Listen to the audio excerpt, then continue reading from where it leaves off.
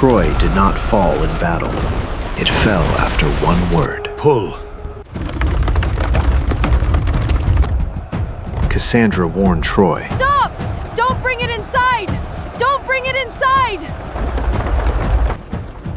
Stop! She knew what was coming, but no one believed her. Kamo! No!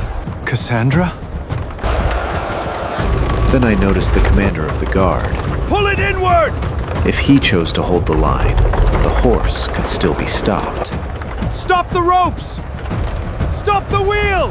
It is a trap! We must stop this! It is a trap! Obey my orders! Push it through! Heave! All together now, push it forward! Suddenly, there was a sharp metallic sound from inside the horse. You heard that. Don't believe me. Listen.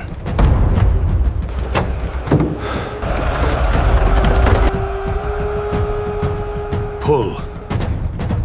The horse crossed the gate. The city celebrated. By night, the story had found the ending I already knew. Troy was gone. History remembers only one outcome. Chronos opens another. I had been sent for one reason: keep the horse outside the gate. I believe you. Listen. Commander!